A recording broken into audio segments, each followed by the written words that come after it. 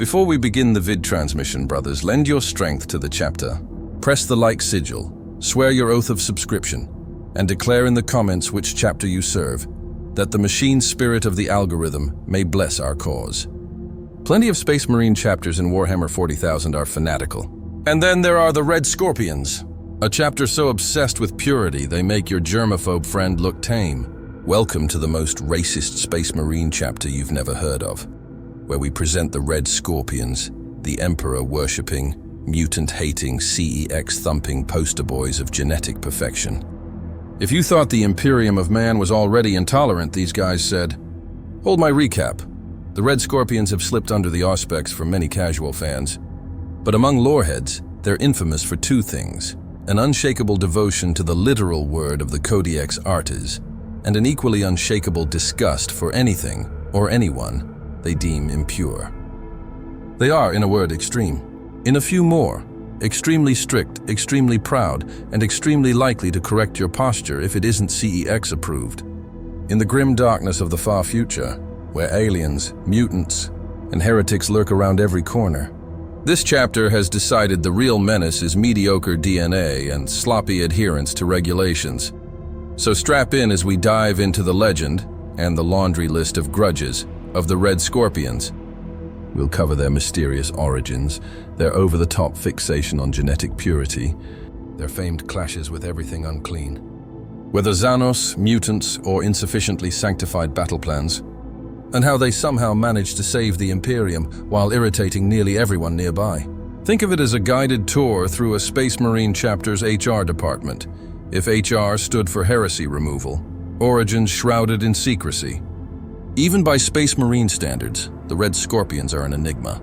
No one knows exactly when they were founded or which first founding legion's gene seed they carry, and the Red Scorpions certainly aren't saying. All records of their founding are either lost to bureaucracy or deliberately erased. What we do know is they've been around for at least 5 millennia, long enough to build a reputation and a few enemies within the Imperium. That secrecy has raised a couple of official eyebrows in the Administrum. In a paranoid galaxy, a chapter that won't advertise its parentage invites questions. Are they ashamed of something? Hiding a tainted lineage, perhaps? Ask a Red Scorpion, and you'll get a simple answer. Their loyalty is to the Emperor of Mankind alone. They don't go around singing the praises of any particular Primarch the way most chapters do. Ultramarine successes proudly invoke Robot Guilliman. Blood Angels speak of Sanguinius. But the Red Scorpions? They pointedly skip any Primarch and go straight to worshipping the Emperor. This unusual quirk leads some to whisper that maybe their genetic father isn't someone you'd brag about. A certain traitorous perfectionist legion comes to mind. If so, they've spent thousands of years overcompensating by being the most loyal, by-the-book Space Marines imaginable. Ironically, their mysterious pedigree only heightens their elitist aura. They're the self-made men of the Astartes, owing nothing to anyone except Big E himself. What little we know of their early history only deepens the mystique. Sometime in the late 39th millennium, the entire Red Scorpions chapter vanished into the dangerous region of space known as the Orden Rift. They embarked on a grand crusade into that warp-turbulent wilderness, and then disappeared. For over 3 centuries, not a peep. In an Imperium where being a few decades late is fashionable, 300 years of radio silence had everyone from terror to the local tavern gossip convinced the Red Scorpions were dead and gone. Maybe they perished heroically against some nameless void horror. Maybe they took a wrong turn into a black hole after refusing to ask for directions. Codex Artes probably frowns on that. Then, as if the universe loves dramatic timing, the Red Scorpions reappeared in the early 40th millennium, exactly when and where the Imperium needed them. A Night Lord's traitor Legion warband was wreaking havoc at the Battle of the Grey Sisters. The villains had waited until the good guys were missing to start the party. Out of nowhere, the supposedly dead Red Scorpions stormed in, blades drawn and none the worse for wear. They helped turn the tide and likely gave those Night Lords a collective heart attack. Imagine it. One moment you think a loyalist chapter's been erased. The next, it materializes like an avenging angel, very much alive and extremely cranky. In true Red Scorpion fashion, they offered no explanation for where they'd been or why they took so long. All the Imperium learned was that during their vacation, The chapter built itself a new home. Deep in that perilous Orden rift, they established Vigil, a fortress monastery space station orbiting a bleak little world called Zebus Minoris. They basically picked the most remote, hard-to-reach corner of the galaxy, surrounded by lethal spatial phenomena, and said, yes, this desolate death trap will do nicely, to this day. The exact location of Zebus Minus is a closely guarded secret, known only to the Red Scorpions and a handful of the Emperor's bureaucrats. Nothing says, leave us alone, quite like hiding your entire planet. The secrecy and isolation served them well. Sheltered behind gravitic storms and warp rapids, the Red Scorpions could nurture their prized gene seed and train recruits without outside meddling or prying eyes. By the time they resurfaced in Imperial records, they had a secure base of operations and, most likely, a smug sense of accomplishment. Not every chapter can vanish for 3 centuries and come back with a shiny new fortress and 0 mutations to show for it. The Administrum, relieved and irritated in equal measure, had to scratch the Red Scorpions off the lost chapters list and start updating the paperwork. No doubt muttering about show-offs. Speculation still swirls about why they dove into the Orden Rift to begin with. Some theorists suspect a long-term search-and-destroy mission against some ancient enemy or chaos taint, a secret crusade perfectly aligned with their Puritan ethos. Others joke they just needed a break from impure allies and took a 300-year sabbatical to practice being holier-than-thou in peace. As usual, the Red Scorpions aren't providing answers. Their official history basically jumps from founded probably to still here, still pure. Mind your own business. The takeaway: by the time the Imperium saw the Red Scorpions in action again, their chapter culture of strict secrecy and independence was set in adamantium. They answer to the Emperor and their own high standards. And that's about it. If the price of absolute purity is a few missing centuries and a lot of unanswered questions, so be it. The Imperium has learned to just roll with it. After all, the galaxy is a dumpster fire, and a loyal estate's chapter, even an irritatingly haughty one, is not something to toss aside lightly. In their very obscurity, the Red Scorpions set the cadence that defines them. Insular, exacting, and proudly contrary, convinced everyone else is wrong. Naturally, purity above all else. If the Red Scorpions have a creed beyond devotion to the Emperor himself, it's purity with a capital P.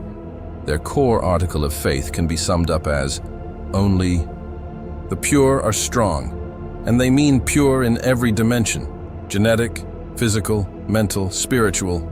Their gene seed, the blueprint of what makes Space Marines who they are, is treated like sacred scripture etched in nucleotides. By Astartes standards, it's immaculate. When an Inquisitor, very brave we might add, managed to seize samples for inspection, the analysis showed it was 94% free of mutation or flaw.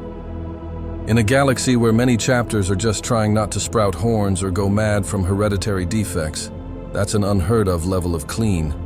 The Red Scorpion's lone minor blemish was an overactive organ that lets them spit acid.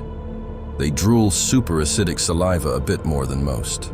Hardly a drawback in wartime, and certainly nothing a Red Scorpion would flinch at. If anything, they likely took that 94% as an insult. Clearly, being 6% shy of perfection demands further purification rites. They're so proud of this untainted line that they don't trust anyone else to even look at it, let alone handle it. The Adeptus Mechanicus, responsible for inspecting and tithe-taking gene seed from Art's chapters, have been stonewalled more than once. Thanks, but no thanks, is the polite version. You can practically hear the exchange. Tech Priest, by order of the Administrator. We're here to audit your Gantok. Red Scorpion Apothecary. Touch our gene seed and we'll audit your face with a chainsword. The Inquisition has fared no better. Formal complaints have followed whenever questions about their heritage cut too close. The picture is clear. The Red Scorpions guard their genetic purity like a high-security vault guards gold. They'll return the required tithe to Terra. Rules are rules, but draw a hard line at outsiders poking, prodding, or, Emperor forbid, tampering with their DNA. In their eyes, only they are worthy stewards of so holy a trust. This zeal for purity doesn't end with their own biology. It radiates outward to everyone around them. The Red Scorpions have zero tolerance for mutation or deviation in humanity at large. In their grim view, the human form is sacred and must not be polluted. Abhumans, those divergent branches of mankind like the massive ogrins or sharp-eyed rattlings who often fight for the Imperium, are, at best, embarrassing and at worst, heretical. Karab Kolan himself, we'll get to this firebrand later, has called ogres subhuman and made it plain he doesn't want his space marines fighting anywhere near such beings. If a planetary governor welcomed a Red Scorpions task force with an ogren auxiliary in tow, the Scorpions would grit their teeth behind their helms and immediately request a separate theater, preferably on the opposite side of the planet. It isn't that they doubt the loyalty or muscle of those big lugheads. It's that in Red Scorpion world, a loyal mutant is still a mutant, an abomination before the Emperor as they interpret his will. The same disdain greets any genetic outlier or blessed human strain. Got a few sanctioned psychers embedded in your guard company? The Red Scorpions will keep a very respectful distance. Sanctioned or not, those witchy types had better keep their mutant minds pristine, or Scorpion trigger fingers may start to itch. Planning to field Beastmen militia or other unusual abhumans in the crusade? Forget it. Suggest that the Red Scorpions fight beside such impurity, and they'll be more likely to turn their bolters on you than accept the plan. It borders on comic, considering the Imperium is hardly a sanctuary of open-mindedness. But even by Imperial standards, the Red Scorpions are conspicuous for their sheer zealotry. Most Space Marines are engineered demigods who regard baseline humans as fragile. Still, most will use whatever tools the Imperium provides: Ogren shock troops, loco psychers, or weird squads of chemically altered lunatics.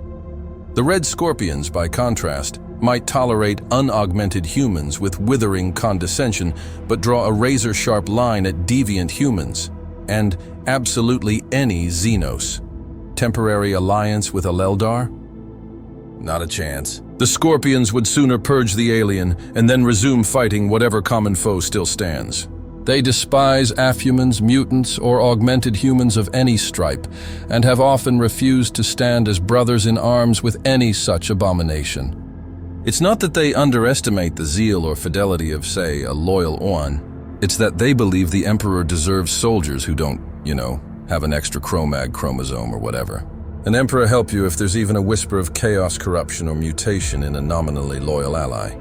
The Red Scorpions will shift from cooperative to crosshair on forehead in a heartbeat.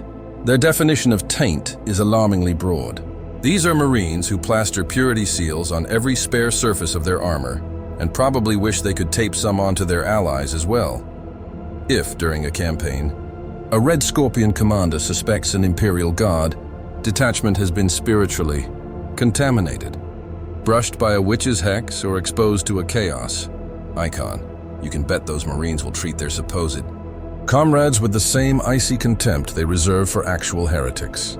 The afflicted unit may find itself quarantined, disarmed, or accidentally assigned to a suicidal diversion where the problem neatly resolves itself. In the Scorpion's calculus, losing a few possibly tainted allies is preferable to risking the spread of impurity. Harsh, but that's the logic they live by. On the flip side of all this, intolerance lies in ironic pride. The Red Scorpions see themselves as the pinnacle of the human ideal, unblemished by the flaws that dog others. By keeping their gene seed undefiled and their traditions rigid, they believe they enact the Emperor's will in its purest form. To them, every mutation purged, every heretic cleansed, every vial of gene seed preserved is a blow struck for humanity's perfection. It isn't merely duty, it's holy war. They shout strength in purity as a battle cry, and mean it literally. Where another chapter might invoke courage or vengeance, the Red Scorpions roar about purity as both virtue and weapon. There's a sardonic edge to it all. Raging crusaders bent on annihilating anything that fails their strict definition of pure humanity. Fighting for an Imperium riddled with contradictions and deformities. Self-awareness is not their strong suit. Unshakable conviction is. To outsiders, this posture ranges from inspiring to infuriating. On the one hand, it's reassuring to rely on Space Marines so zealous about purity that falling to chaos seems unthinkable. Their mental firewall against corruption is a mile thick. On the other, working with them is like treading a razor's edge. If you're an Imperial commander orchestrating a multi-force campaign, You'll quickly learn to hide any irregular units before the Red Scorpions teleport into your command post. Have loyal beastfolk fighters with sterling records? Sorry, ship them far away, preferably out of system, or the Marines in gray and yellow may schedule an impromptu purge. Even fellow Space Marines can taste the Scorpion's scorn. Chapters with quirky mutations or divergent gene lines, the Blood Angels with their little blood fixation, the Space Wolves with their fangs and occasional wolfy outbursts won't receive an open rebuke, professional courtesy and all. But you can be sure the Red Scorpions privately treat them as cautionary examples rather than brothers to emulate. In short, the Red Scorpions live by an unforgiving code. Humanity must be kept genetically pure and ideologically pure, and the Astartes above all must embody that perfection. They've made themselves the Imperium's purity police, a role that wins few friends but plenty of grudging respect. Sure, other Imperial forces may roll their eyes at the Red Scorpion's sanctimony, but when a horde of mutants or a gen-licking Xeno rears its head, it's hard not to. Codex compliant to the core appreciate having the galaxy's most obsessive cleanup crew on your side. Just don't invite them to the victory party afterward.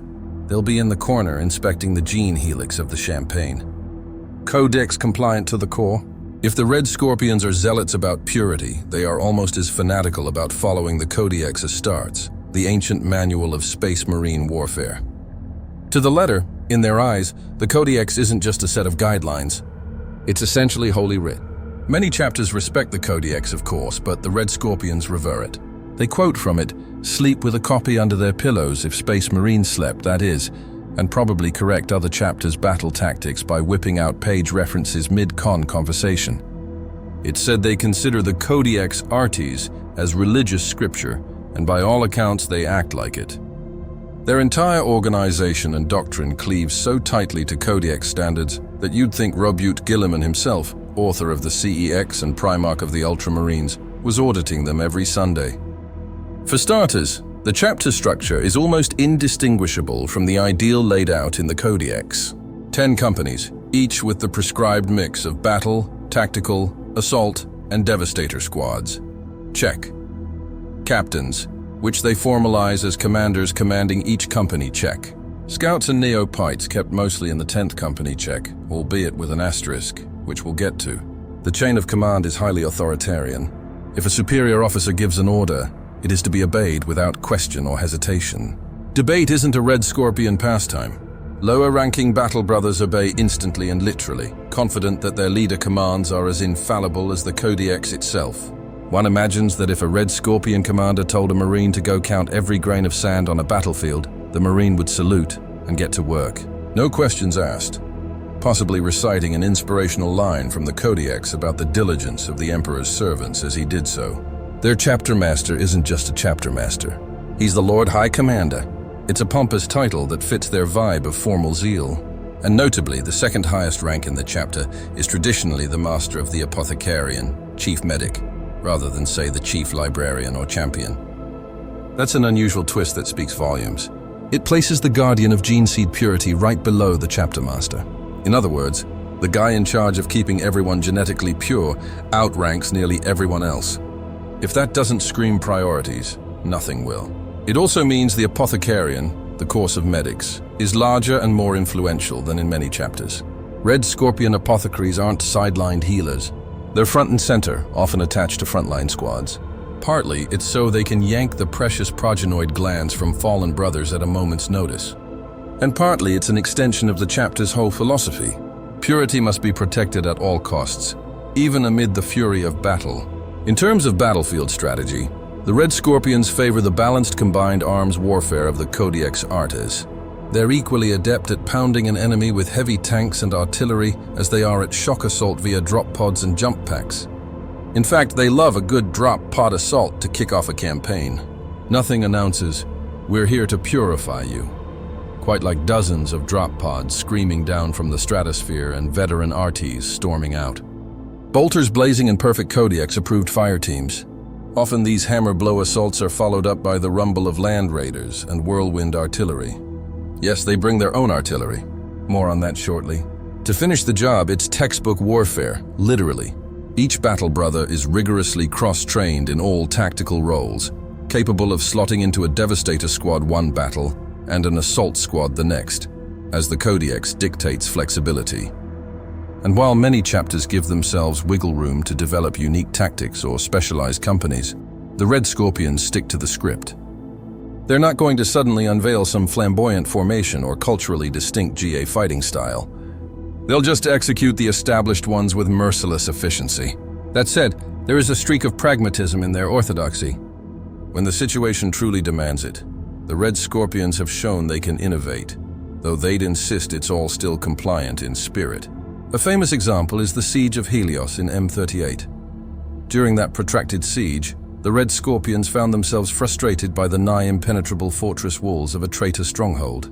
To make matters worse, their chapter master distrusted the accompanying Imperial Army Guard artillery units. He was concerned that prolonged exposure to the enemy's corruption had made those units unreliable. Red impure. So rather than coordinate with the Guard siege regiments like a normal army might, the Red Scorpions decided to solve the firepower problem in-house. Their master of the forge essentially said, "Fine, we'll do it live," and slapped some whirlwind missile launchers onto a Land Raider chassis. Boom. The Land Raider Helios was born, a mobile siege tank bristling with both las cannons and rocket artillery. With these improvised and now much celebrated vehicles leading the charge, the fortress walls came crumbling down in short order. The Land Raider Helios design has since been adopted by plenty of other chapters. Even the Mechanicus grudgingly approved it later, but it originated because the Red Scorpions' adherence to the Codex was only slightly exceeded by their absolute lack of trust in others. Why rely on anyone else's artillery when you can bring your own Codex-approved variant? That story neatly captures their character, orthodox and proud, yet stubbornly self-reliant to a sometimes absurd degree. One area where the Red Scorpions are not fans of the Codex's recommendations is stealth and subterfuge. The Codex artist certainly allows for reconnaissance and covert ops when needed, but the Red Scorpions have what we'll politely call an allergic reaction to sneaky tactics. They can do it. They're as trained in infiltration and sabotage as any Space Marine, but they'd really, really rather not. Subtlety is just not in their vocabulary. They prefer to confront the enemy head-on, proudly bearing their chapter colors and announcing their presence with thunderous bolter fire. To a Red Scorpion slinking around in camouflage or waging war from the shadows borders on dishonorable, it's something Alpha Legion spies and Raven Guard tricksters do. Not upstanding sons of the Emperor, or so they feel. This aversion is so strong that the Red Scorpions are known to use camouflage patterns only under extreme necessity. And even then, they strictly adhere to Codex-approved camo schemes. If the book says a desert theater calls for olive and tan, they'll grudgingly repaint their armor those colors. But Emperor helped the ally who shows up in some flamboyant homebrew camo pattern that isn't in the Codex appendix. There's anecdotal evidence that the Red Scorpions once refused to coordinate an attack until a less orthodox chapter repainted a contingent of vehicles that had non-regulation camouflage. Some poor captain of that other chapter probably had to swallow his pride and order a quick paint job, while a Red Scorpion representative looked on with arms crossed, checking swatches against the Holy Codex guidelines. This anti-stealth ethic is tied in with their whole attitude. They believe in open direct warfare where your loyalty and purity are on full display. Hiding insignia or using deception is in their view a sign of doubt or even cowardice. One legendary tale, possibly apocryphal, but telling nonetheless, is that Carib Cool, before he became chapter master, chastised a younger battle brother for suggesting a night raid.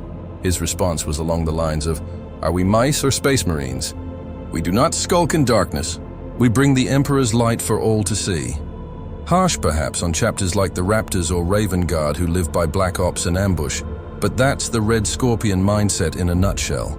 They'll storm a heavily fortified position from the front because any other approach feels improper. They'll paint their tanks bright charcoal gray with bold yellow insignia, even in a jungle war. Because by the Emperor, the enemy should know exactly who's coming to kill them. One side effect of their strict recruiting standards is a relatively small pool of scouts, new recruits who haven't yet become full Space Marines. The 10th Company, typically the Scout Company in Codex chapters, is markedly under strength for the Red Scorpions. They just don't accept many candidates. More on their crazy recruitment in a moment. So they often can't field as many scout squads as other chapters might. How do they compensate? By sometimes deploying their neoites, half-trained initiates, as auxiliary forces alongside the main battle companies. Imagine being a teenager who's barely had time to get used to your new superhuman organs, and you're thrown into the front lines because your chapter refuses to cut corners on recruitment quality. That's life as a Red Scorpion trainee. On one hand, it's a trial by fire that forges incredibly tough Marines out of those who survive. On the other, it underscores just how uncompromising the chapter is. They'd rather bolster their battle line with green but purebred recruits than ever consider, say, integrating outside help like local militias or Emperor forbid human auxiliaries. All of these traits paint a picture of a chapter that is rigid but highly disciplined. They truly believe that strict adherence to the Codex and the old ways is what keeps a chapter strong and unsullied. In their view, many of the Imperium's woes come from people deviating from the prescribed path. Whether it's a planetary governor ignoring Imperial creed or a Space Marine chapter experimenting with non-Codex organization. Yes, Space Wolves. They're looking at you. The Red Scorpions have none of that. They stick to what they consider the proven formula. Obey the Emperor. Follow the Codex. Trust your superiors and never cut a deal with the alien or the mutant. That consistency makes them predictable allies. They'll never surprise you with a weird plan or sudden betrayal, but also inflexible ones. They're the rock-solid center of any battle line, but they won't do the clever flanking feint or the daring behind the line's guerrilla strike. They leave the trickery to others and focus on relentless, methodical destruction of the foe in accordance with the sacred teachings of Guilliman. Even if they'll never openly admit to venerating Guilliman, it's the principles, not the man, that they emphasize. In practice, this can lead to friction with brother chapters. More freewheeling or culturally unique chapters sometimes chafe at the Red Scorpion's pedantry. An ultramarine officer, normally the poster boys of By the Book, might be amused to find he's being lectured on proper procedure by a Red Scorpion commander quoting some obscure subclause of the Codex. A Space Wolf's Oil, used to improvisation and following his instincts, would find the Red Scorpions insufferably stiff-necked, assuming the Scorpions haven't already insulted him for having fangs and a pelt. But at the end of the day, results speak. The Red Scorpions' campaigns typically run like well-oiled machines. There's little room for error when everyone does exactly what the battle plan and the Codex says to do. And if occasionally that means missing an opportunity that a more flexible force might exploit, well, the Red Scorpions would argue that consistency and purity of doctrine win in the long run over spur-of-the-moment cleverness. To sum up, the Red Scorpions fight by the book, literally, and they take pride in that. They view the Codex Artes as one of the Emperor's greatest gifts to his warriors, a guiding light to keep them true and effective. In a galaxy of endless variables and temptations, these Space Marines anchor themselves in doctrine and tradition as firmly as a fortress anchored in bedrock. It makes them dependable, if a bit predictable, and Emperor-helped bloodline of the pure, recruitment and apothecarian. Anyone, ally or enemy who suggests that the Scorpion's way isn't the right way, chances are that naysayer will get a bolter round or a very stern lecture, possibly both in reply. Bloodline of the pure, recruitment and apothecarian. How does one go about finding Space Marines who are worthy of such lofty purity? The Red Scorpions solved this long ago by taking direct control of their recruitment at the most fundamental level, literally at birth on their hidden homeworld of Zabus Minoris. The chapter's presence is cloaked in religion and ritual among the primitive human tribes. According to the traditions carefully cultivated there, every male infant born in the tribes must be brought to the tribal temple under the first full moon after birth. The locals believe the sky gods, spoiler, that's the Red Scorpions, will choose the best children for a great destiny. And they're not wrong. In the dead of night, armored giants arrive, likely robed or painted in ceremonial guise to appear divine and select a handful of infants for ascension. One can only imagine the mix of dread and pride the parents feel losing their child, yet knowing he will become something far greater than a mortal man. The chapter's apothecaries perform stringent genetic screenings on these babies. Only those who are free of even the slightest physical blemish or genetic abnormality are taken. If a baby has so much as a suspicious mole or a family history of ingrown toenails, back he goes to the crib. Those chosen few infants are spirited away up to Vigil, the chapter's fortress station, and from that moment on, their old lives are over. This recruitment method means that Red Scorpion aspirants grow up entirely within the chapter's own controlled environment. They have no home culture except what the chapter teaches them, no allegiance except to the Emperor and their Space Marine brethren. In practical terms, it produces Space Marines who are utterly indoctrinated from cradle to power armor. By the time a Red Scorpion neophyte is old enough to hold a bolter, he's been raised on strict discipline, imperial dogma, and of course, the chapter's particular brand of puritanism. There's no chance he ever harbored a single heretical thought in his youth, or formed an attachment that could distract from duty. His whole world has been the chapter. You could say the Red Scorpions don't just recruit Marines, they grow them in a controlled cultural house. It's an approach that virtually guarantees fanatical loyalty and uniformity of belief. Every battle brother is cut from the same cloth, or perhaps carved from the same perfectly chiseled marble given their standards. Naturally, this process also means the Red Scorpions are extremely picky and often numerically limited. They might test 100 infants and accept only a handful in a generation. Not every chapter has the luxury of being so choosy. Most are forced to take what they can get from war-torn hive cities or feral world arenas, training older youths who often carry scars, literal and metaphorical. The Red Scorpions, by contrast, effectively breed out the weakness from the start. The downside, manpower shortages. When you refuse to compromise on quality, sometimes you end up with a small pool of candidates.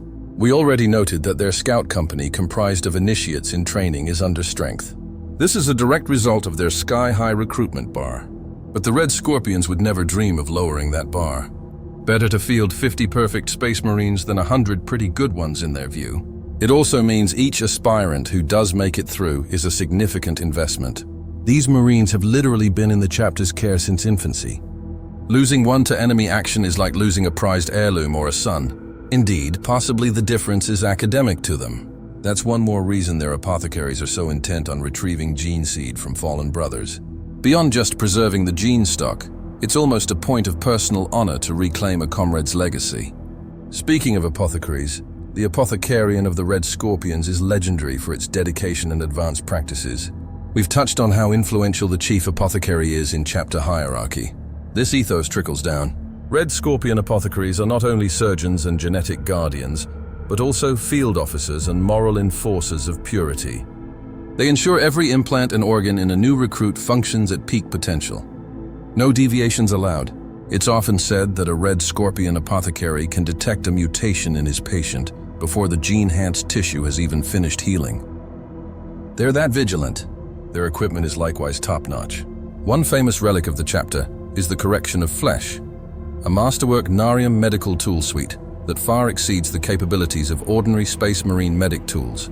With the correction of flesh, a skilled apothecary can perform miracles of combat surgery, patching up grievous wounds or curing toxins on the fly, and even adapt its treatments for normal humans in a pinch with minor dosage adjustments. Minor by Space Marine standards anyway. This device is symbolic. It's literally about correcting the flesh, keeping it pure and true to the human ideal, which is exactly the apothecary's mandate. The apothecaries also dabble in more aggressive biology when needed. Remember that they are as much warriors as doctors. Some, like Master Apothecary Krygothan, have earned renown not just for saving lives, but for ending them in very creative ways. In campaigns where the enemy is a bizarre xenospecies or a mutant strain that resists conventional bolter and chainsword solutions, Red Scorpion apothecaries have been known to engineer tailor-made bioweapons to neutralize the threat. They basically weaponize their knowledge of genetics and chemistry. For instance, chapter lore speaks of the purging of Castellium, where Than devised a geno-tailored toxin to wipe out a particularly resilient Xenos breed that nothing else could kill.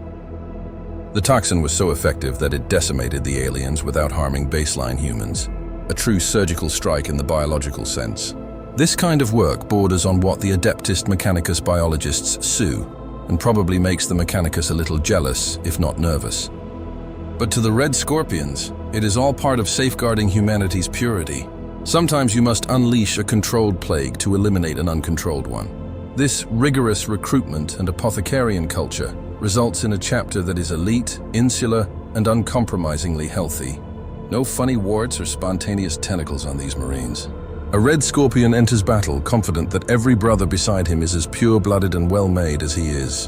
And should any of them fall, He knows their gene seed, the chapter's future, will be swiftly cut from their chest by an apothecary and fied home for the next generation. There's a grim comfort in that. Outsiders might find zealous campaigns and notable battles the whole thing a bit creepy. Baby snatching, eugenic screening, supermedics brewing bespoke poisons. But within the chapter, it's a point of pride. They have the best of the best because they settle for nothing less from day one. Zealous campaigns and notable battles. Clashing with the flawless, the Berillia massacres, M34. One of the earliest recorded legends of the Red Scorpions pits them against a foe that was almost a dark mirror of themselves. In the late 34th millennium, a Space Marine chapter known as the Shining Blades went rogue. They had been celebrated much like the Red Scorpions for their pure gene seed and prideful zeal, until that pride turned to outright narcissism and heresy. Renaming themselves the Flawless Host, these Marines decided nobody was as perfect as they were, and they set out to prove it by attacking loyalist forces and carving out their own little empire. Needless to say, the Imperium took offense. The Red Scorpions, equally proud of their purity, but loyal to the core, answered the call to put these braggarts in their place. What followed is remembered as the Berillia massacres, a series of brutal engagements across multiple worlds. The Flawless Host fought with the desperation of narcissists who can't believe anyone might best them. But the Red Scorpions brought methodical wrath to the table. They boarded the renegades' ships, stormed their citadels, and met blade with blade. Chapter Master the Crown of the Red Scorpions personally led the final assault on the Flawless Host's asteroid fortress. In a 6-day battle that ranged from vacuum-sealed corridors to grand halls, the Red Scorpions relentlessly purged the traitors and their warped followers. The climax saw Master Crown duel the enemy's chaos-tainted captain, the one arrogantly styling himself as the most flawless warrior. Crone, wielding an heirloom power sword called the Blade of the Scorpion, cleaved the pretender's head from his shoulders in single combat, ending the traitor's claim once and for all. The remaining Flawless Host forces scattered, vowing vengeance upon all those who would tarnish its glory. As of today, the Flawless Host still exists as a minor chaos warband, presumably nursing a grudge and some ugly scars courtesy of the Red Scorpions. For the Red Scorpions, this victory was more than just another day at the office. It was practically a showcase of their ethos. Loyal Space Marines exterminating fallen Space Marines who thought themselves too good for the rules. A case of there, but for the grace of the Emperor, go we. Perhaps. If any Red Scorpion ever needed a morality tale about the dangers of excessive pride, unmoored from loyalty. The fate of the Flawless Host serves nicely. Of course, the Red Scorpions would be quick to note that their own pride is firmly within bounds. They're proud of being loyal, which makes all the difference in their eyes at least. Quelling heresy in the Helican Schism, early M41. Fast forward a few thousand years to the early 41st millennium, and we find the Red Scorpions lending their uncompromising touch to a sector-wide rebellion. In the Helican subsector of Segmentum Obscurus, a wave of insurrection, terrorism, and outright heresy, later dubbed the Helican Schism, erupted across multiple worlds. This was the kind of internal strife that keeps imperial governors awake at night and gives inquisitors migraines. Cells of cultists and malcontents had wormed their way into various planetary governments and were destabilizing the whole subsector. In response, the Imperium deployed a task force to crush the rebels and reassert control.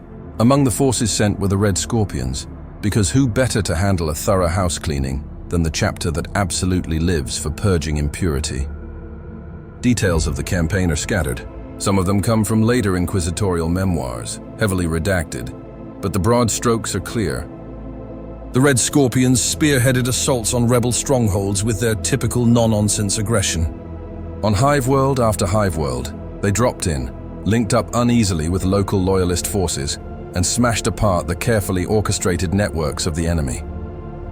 They had no patience for the subtleties of cloak and dagger counterinsurgency. They identified the biggest nodes of heresy, a corrupted governor here, a traitor PDF regiment there, a cult sacred bastion somewhere else, and unleashed overwhelming force upon them. It was less scalpel, more chains. For instance, on Good Run, a civilized world that had fallen under the sway of a charismatic heretic cult, the Red Scorpions' 5th Company conducted a full orbital drop on the capital's central plaza in the middle of the cult's own mass rally. What followed was not so much a battle as an exorcism by bolter and blade. Suffice to say, the cult's leadership evaporated in a red mist, and the terrified citizens got a very stark lesson in imperial loyalty that day. The Helican Schism was eventually put down thanks to a combination of inquisitorial scheming and brute force from Astartes like the Red Scorpions. Notably, some imperial observers remarked that the Red Scorpions were almost too good at the purging part. On a few occasions, the Inquisition had to subtly signal them to ease up, lest the Space Marines turn the campaign into an outright pogrom against populations that technically the Imperium still wanted to keep. If a city had 3 cultist cells hiding in it, the Red Scorpion solution was to level the entire district and call it a day. Effective? Yes. Surgical? Not exactly. But that's what you get when you invite fanatic knights to do a cleaner's job. In any case, the chapter's actions in the Hellin conflict further cemented their reputation as the Imperium's blunt instrument of choice for problems that require absolute eradication. Governors and cardinals in other regions took note. If the Red Scorpions show up to quell your rebellion, expect things to be solved in short order, and pray you weren't part of the problem, because they will not discriminate much in the heat of purging. The Siege of Vrax, purging the unclean, 826 M41, perhaps the most famous deployment of the Red Scorpions prior to the modern era was during the Nightmare. Meat grinder known as the Siege of Vra was an imperial armory world that fell into rebellion after a deluded cardinal turned traitor and raised a heretical militia. What started as a local uprising spiraled into a grinding 17-year siege, drawing in the mighty death corps of eventually multiple Space Marine chapters to break the deadlock.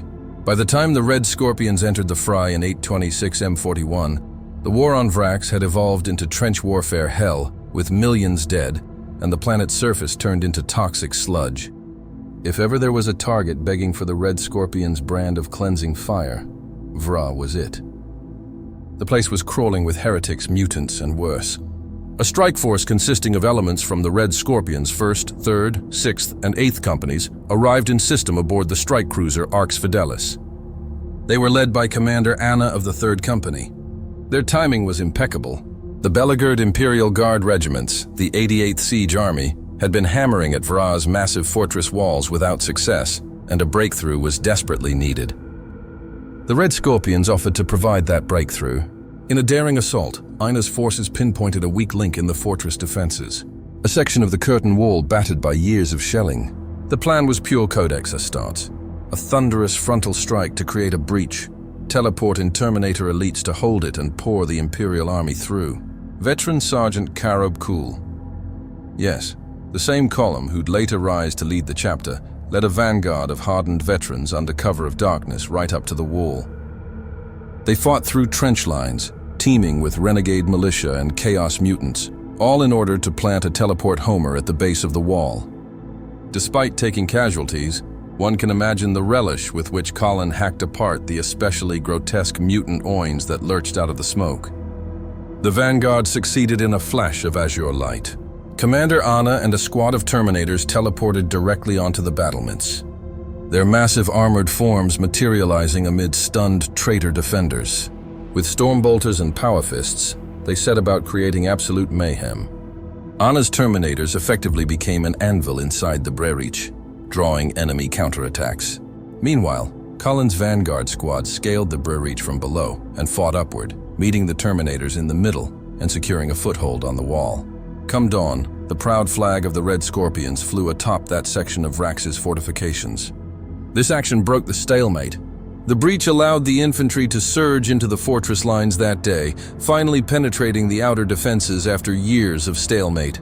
The Red Scorpions didn't stick around for parades. Not that the grim Death Corps would throw one. They had already done what they came to do and withdrawn to rearm for the next task.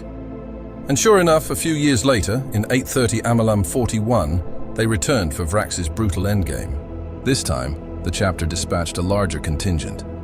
About 400 Marines, personally led by their chapter master, Lord High Commander Varant Ortis, aboard the Battleby barge Sword of Orden. By now, Vrax had gotten even uglier. Chaos, Space Marines, and actual demons had joined the fight on the heretic side as the siege reached its climax. If the first Red Scorpion mission was a surgical strike, the second was a full-on exterminatus mission minus the planet killing since the Imperium wanted to salvage Vara's armories.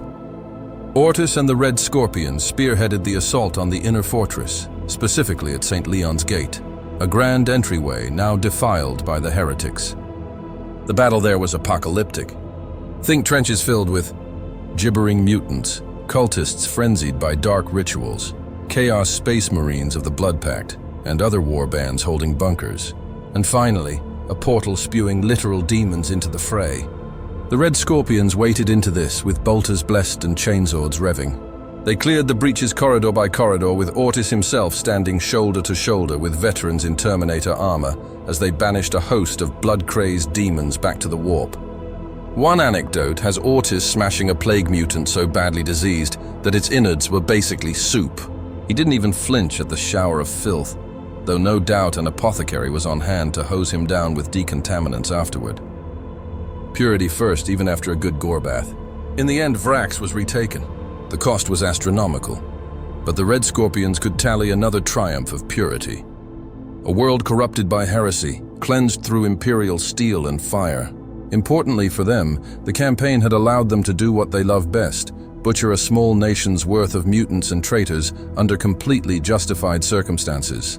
They also cooperated closely with Inquisitor Lord Hector Rex of the Order Malos during this stage, cementing a working relationship with one of the Imperium's most non-nonsense demon hunters.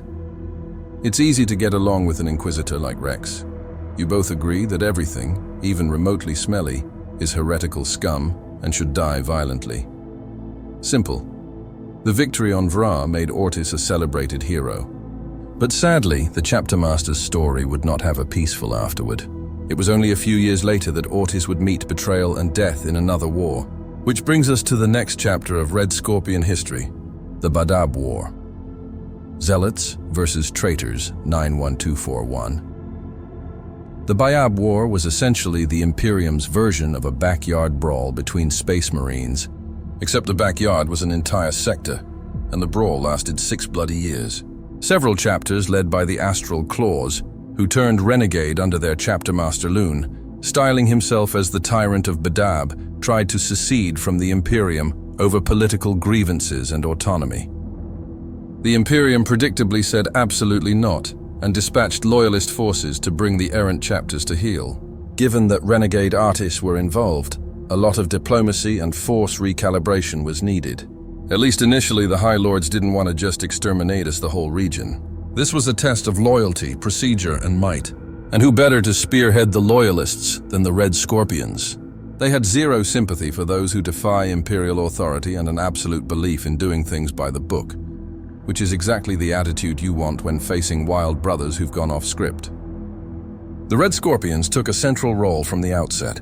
Official imperial records show that they were given command of the Loyalist Task Force with the blessing of the Imperial War Council overseeing the conflict.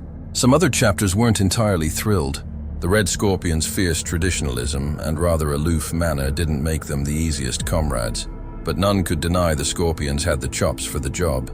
Thus, as the Badab War raged, it was often Commander Karob Kul, then captain of the First Company, later to become chapter master after Ortis, giving the tactical directives on behalf of the Loyalists, even to chapters much older or more famed than his. Colon, true to form, prosecuted the war methodically. The Loyalists secured space lanes, enforced blockades, and launched targeted strikes per the Codex Art's prescriptions for siege and suppression warfare. The war saw a number of intense battles. The Red Scorpions were heavily involved in void combat, boarding actions in the cold vacuum of space against the Astral Claws fleet and their allies. In one notable clash, Red Scorpion boarding teams assaulted the Elmentor's chapter fleet. The lame meaners had tragically thrown in their lot with the rebels. However, because the Elmentors were known for their bloodthirsty, close combat prowess, and perhaps due to some political calculus, another loyalist chapter, the Minotaurs, famously brutal and not shy about fratricide, took on the brunt of fighting the Lamementors, while the Red Scorpions concentrated on the Astral Claws and Executioner's chapter ships. Red Scorpion Vanguard veterans carved their way through Executioner's corridors in boarding torpedoes, engaging in bitter hand-to-hand fights with those fierce renegades. It was Astarte versus Astartes, a rare and sorrowful sight, though one doubts the Red Scorpions wasted time on sorrow. To them, a traitor space marine is just a highly armored mutant with better training. In other words, target practice with extra steps. The most fateful moment for the chapter came during an event called the Betrayal at Grief. Late in the war in 97 Mev 41, a parley was arranged between Loyalist Command and Huron's forces on the planet of Grief. A last attempt to avoid total annihilation. Chapter Master Variant. Ortis himself represented the Loyalists, being a figure of stern honor who presumably thought his opposite number would respect the rules of parley. Instead, the Astral Claws, true to their new title of renegades, ambushed Ortis and his honor guard during the talks. Chapter Master Ortis was mortally wounded in the treacherous crossfire, cut down by those he had treated with courtesy under a flag of truce. It was a colossal mistake on Huron's part if he thought killing Ortis would shatter the Loyalists. All it did was incite the Red Scorpions to a cold, murderous fury. Captain Cullen managed to extricate Ortis's body, thanks in part to the valor of the librarian Severin Loth, who literally hauled Ortis's dying form out of the fray. And once safely backed to friendly lines, Cullen assumed command. The gloves, as if they weren't off already, were now atomized. Under Cole's leadership, the Red Scorpions pushed the Loyalist offensive even harder. No more negotiations, obviously. The war ended with the Loyalists triumphant. Huron was defeated, maimed, and forced to flee into exile as a future Chaos warlord. The Astral Claws all but destroyed. The survivors fled to become the Red Corsairs, and the secessionist chapters either surrendered or were punished severely. The Red Scorpions, having paid a price in blood, including their chapter master, nonetheless emerged with great honor. The High Lords of Terror awarded them the Vexilla Imperialis, a rare honor marking their pivotal role in preserving imperial unity. In practical terms, they also gained a lot of salvage rights from the Badab campaign, captured warships, munitions, gene seed from defeated traitors. All of it bolstered the Red Scorpion's arsenal after thorough sanctification rituals. Of course, one could say the chapter cashed in on its victory to better arm itself for future crusades. If the Badab War proved anything to the galaxy, it was that the Red Scorpions truly walk the walk when it comes to loyalty and orthodoxy. They not only fought fellow Space Marines, never an easy or happy task, but they took charge of a coalition of very different chapters and held it together through sheer principle and discipline. Sure, a few of their more eccentric allies muttered that the Red Scorpions were pains to deal with, too stiff too, but no one could fault the results. The lesson was clear. If you rebel against the Imperium and the Red Scorpions are sent to deal with you, prepare for a lecture on duty delivered via bolt shell. The Anilian Project, When Xenos Meet Purity, 850 M41.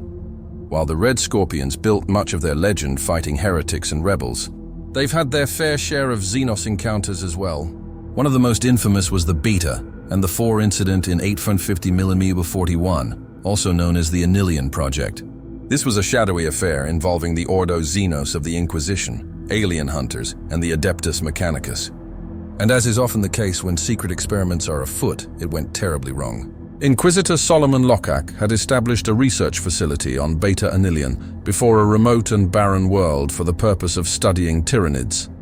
Those extragalactic, all-consuming alien biotech nightmares.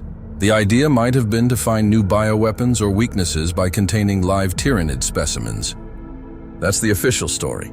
Unofficially, rumors suggest Inquisitor Varius, a colleague of Loach, had a grand scheme of using the Tyranid data and the pure Gentoalk of the Red Scorpions to help create a new Space Marine founding as a bulwark against hive fleets. Ambitious, to put it mildly. Regardless, the Red Scorpions part in the story began when Beta and Felon the Four went dark. Predictably, the captive Tyranid organisms didn't feel like staying in their cages and turned the secret lab into an all-you-can-eat buffet. With communications lost and armor, usually camouflage, not necessarily bearing the full livery. But now, for example, an Ultramarine scout who's proven himself will don the blue power armor and the symbolic white helmet of a Devastator, or red of an Assault, if going to those squads, or just the company markings.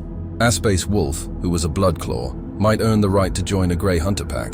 The more seasoned warriors and mark his armor with a new pack totem. A Blood Angel neophyte would finally wear the blood-red armor of the chapter, leaving behind the black carapace training suit they often drill in. It's a powerful moment.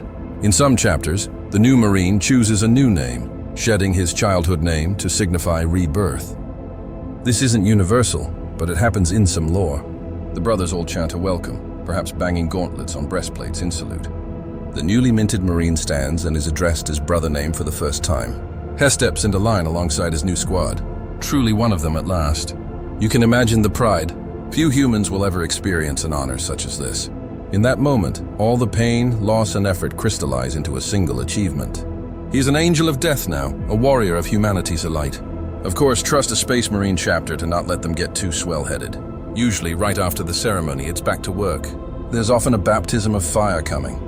Maybe they're deployed to a battle zone to truly test these new Marines. The galaxy doesn't wait politely for you to enjoy your graduation cake. If the chapter's at war, which it usually is somewhere, then you brethren will be sent off to do what they were made to do. Fight the enemies of man with bolter, blade, and righteous fury. Primaris Marines. A new twist. No discussion of Space Marine recruitment these days would be complete without touching on the Primaris development. Saw the introduction of the Primaris Space Marines, a new improved breed of artis, cooked up by Arch Magos Belisarius Call under Robout Gilliman's order.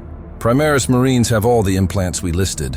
They're now often calling the classic Marines firstborn, plus a few extra. The Primaris organs, the sinew coils, Magnificat, and Belisarian furnace add even more muscle reinforcement, a boost to the effects of earlier implants, and a sort of built-in emergency adrenaline redemption trigger that can kick up Primaris into overdrive healing or strength when he's on the brink of death. They are on average a head taller and even stronger or faster than firstborn Marines. Crucially, their gene seed was refined to be more stable, less prone to Thosem mutations and flaws that crept into some legions. The chance of genetic deviancy each generation is extremely low for Primaris gene seed, or so the tech priests claim. Now Cole created tens of thousands of these Primaris Marines in labs during his long project. Basically fully grown, fully trained via Hypno-Indo, Marines who were kept in stasis until the time was right. The Indomitus crusade after Gilliman woke up. Those awoken Primaris were just gifted to existing chapters, or formed into entirely new chapters. The Ultima founding. Imagine old chapters seeing these shiny new Uber Marines arriving as reinforcements. Some were grateful, some suspicious. Are these real Marines or Martian witchcraft? Many a crusty chapter master wondered. But beyond that initial influx, the Primaris tech also allowed existing Marines to be crossed into Primaris. A dangerous surgery, but many survived and essentially gained the Nuergans, and important for our topic. New recruits can now be made directly into Primaris. Essentially, chapters got an upgrade to their induction process. They can decide whether to make a given neophyte a standard firstborn Marine, or to give him the Primaris organs along the way, given that Primaris seem objectively better soldiers over time. Presumably, all chapters aim to produce Primaris as the norm unless some stubborn traditionalists refuse. From the recruit's perspective, does this change much about the Nightmare Gauntlet?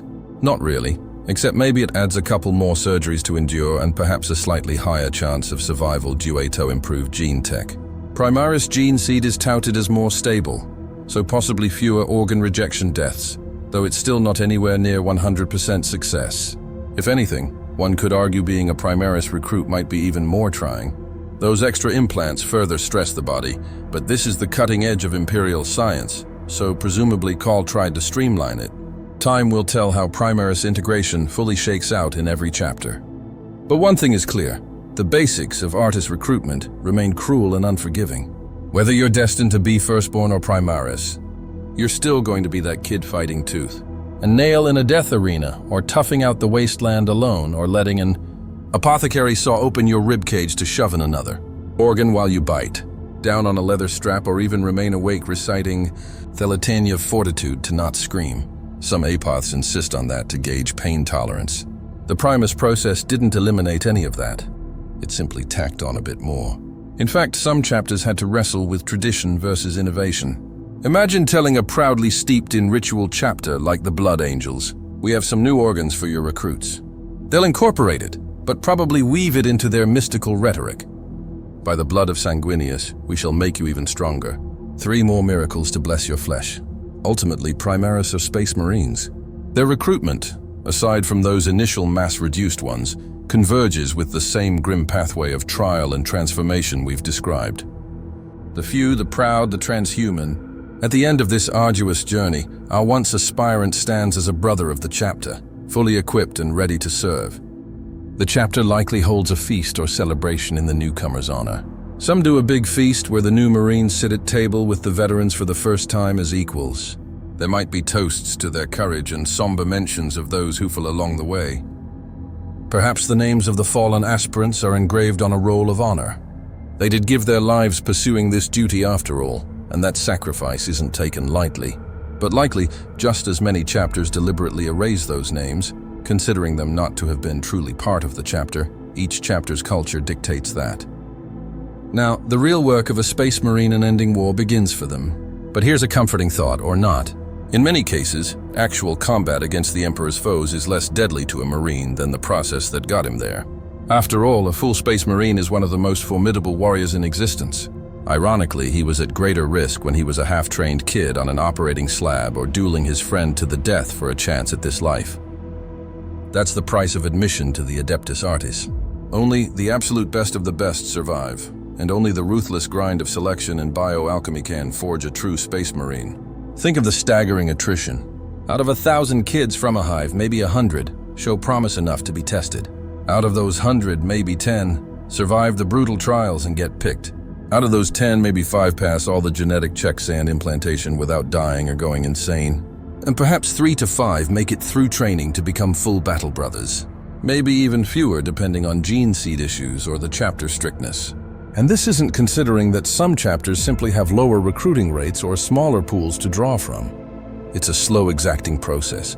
That's why a chapter can't just replace heavy losses overnight.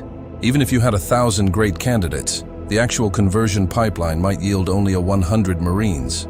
If you're lucky, if a chapter loses too many veterans too fast, say in a disastrous campaign, it could take to rebuild because recruitment and training impose a natural cap. This is one reason the Codex Astarte fixes a chapter at approximately 1,000 Marines, not just to limit power, but because more would beverly. Hard to maintain with stable gene seed supplies. Anyway, the unseen toil. The phrase drudgery of recruitment truly fits when you consider the behind-the-scenes labor involved. For every aspirant undergoing trials, there are chaplain and apothecaries and serfs working tirelessly, observing tribes, setting up tests, maintaining medical equipment, preparing hypnotapes, cleaning up the mess. Yes, someone has to haul away the bodies of all those who failed. Grim work often done by chapter serfs who themselves might be failed. Aspirants given a second chance at servitude. There's also bureaucratic and ritual paperwork in a sense. The chapter keeps records of each recruit, their lineage, their progress through implantation. Gene seed tithe to Mars must be accounted for. Periodically, chapters send a portion of harvested gene seed to the Adeptus Mechanicus as a tithe for broader Imperium use and safeguarding, meaning the apothecaries have to decide which precious progenoids to give up. A lot of effort goes into not only making a Space Marine, but ensuring the chapter's genetic legacy continues untainted. The apothecaries might run regular purity tests on the gene seed cultures, monastic labs filled with vats and incense. As science and faith mingle, it is toil and it never ends. As Marines die in battle, new ones must be raised. A chapter that for a time has peace still continues recruiting in small numbers to replace those lost to training accidents or the slow attrition. A chapter at war might aggressively step up recruitment, which could mean more frequent or harsher trials on their home worlds to get more candidates quickly, perhaps pushing the limits and losing even more of them. The cycle is constant. To the common Imperial citizen, Space Marines are legendary heroes appearing fully formed. They don't see the blood, sweat, and tears behind each one's creation, but we see it now. The next time a battle brother in glorious power armor charges forth chain-sworded revving, know that his true steel was forged, not just in that battle, but in the crucible of recruitment, in the sparring pits and deadly hunts of his youth, on the cold slab of an apothecary surgery table, in the endless nights of hypno-conditioning and prayer, and in the trials that broke countless others, but not him. Conclusion. The making of a Space Marine is a saga of sacrifice, pain, and uncompromising dedication. For every one Marine who stands indomitable against the enemies of mankind, there's a trail of bodies of those who weren't strong enough, fast enough, or lucky enough, leading up to that moment. It's a price the Imperium is willing to pay, and the aspirants themselves are often eager to pay it for the chance to transcend their mortal limitations and become a living weapon of the Emperor. What might seem inhuman in its cruelty is precisely what's required to defend humanity in a galaxy of endless horrors. The artists are not born. They are built with blood and iron, faith and gene seed, one painstaking step at a time. So if you've ever daydreamed about how cool it would be to be a space marine, perhaps now you appreciate the reality. The process to get there would likely have killed you 3 times over and definitely made you wish you'd stayed home on the farm. The glory of the Space Marines is earned through unspeakable hardship. In the end, that's what makes them what they are and why they are so feared by humanity's foes and so honored by the Imperium. Each Marine is a triumph of will over limitations, of engineered perfection over frail nature. Each one is an extraordinary individual forged by an extraordinary trial. This then is the drudgery behind the Divine Warrior. Years of toil and terror to create the ultimate soldier. It is a harsh crucible, but from it emerge the angels of death, the Space Marines, the Emperor's chosen, whose mere presence on the battlefield can turn the tide of war. They are few in number, but each is worth 1,000 lesser men. Now you know the truth of how they come to be. It's not romantic or pretty. It's dark and grueling and often thankless. But in the grim darkness of the far future, heroes aren't born. They're made. One agonizing trial at a time, forged in suffering and tempered with an unyielding purpose. And that aspirant is the price of becoming a Space Marine. Victorious aut mortis, victory or death.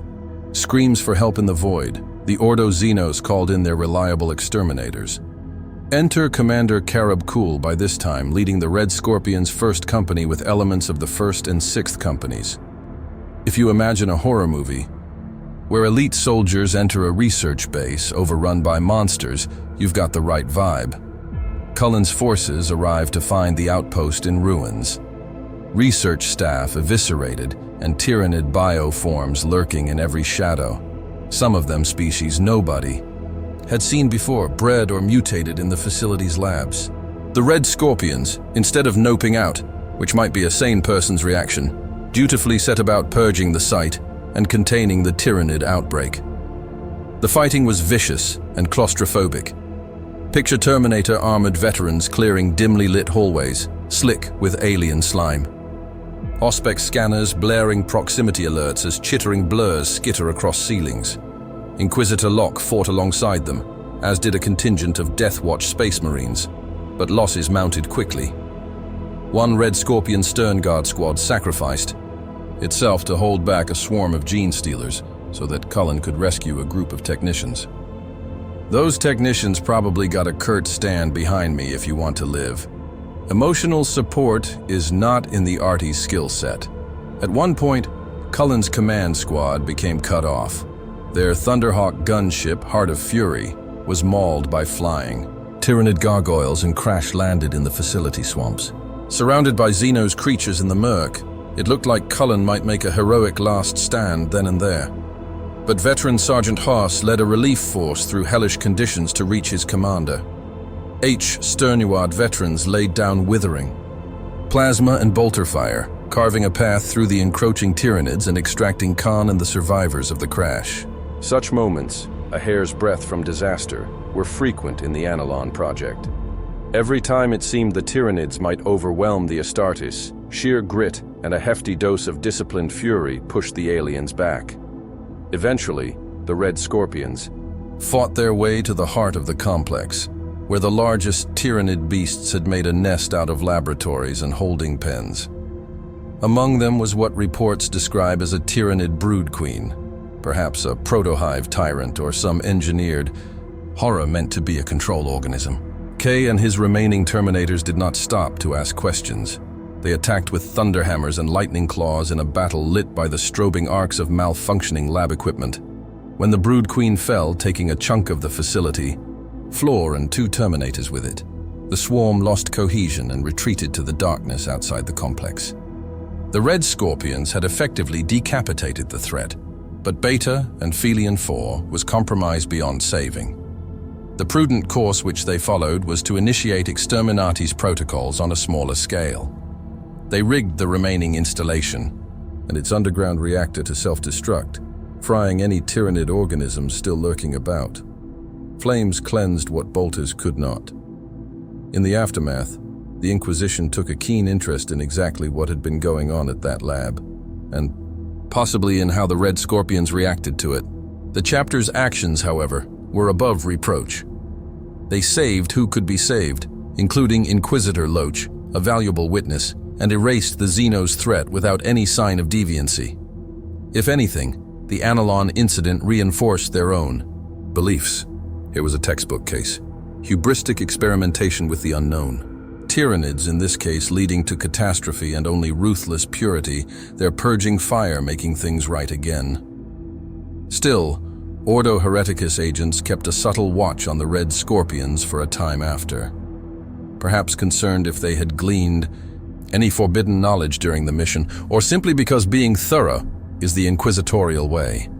Meanwhile, Inquisitor Varius's supposed plan to use Red Scorpion gene seed for new Tyranid fighting marines was quietly shelved. The chapter, unsurprisingly, had zero interest in giving additional gene seed samples to anyone after that fiasco.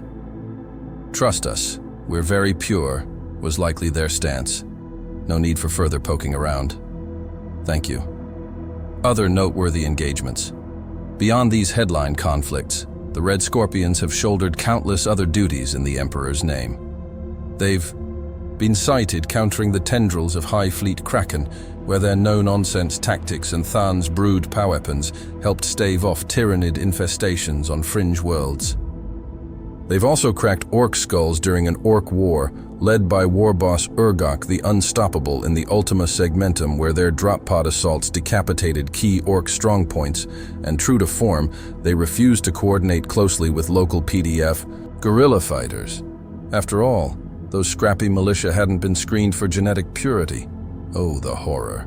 One particularly grim battle saw a lone Red Scorpion sergeant hold a watch station of the Death Watch against a horde of demons for 5 whole years without relief. Thanks to a warp anomaly, time gets funny like that.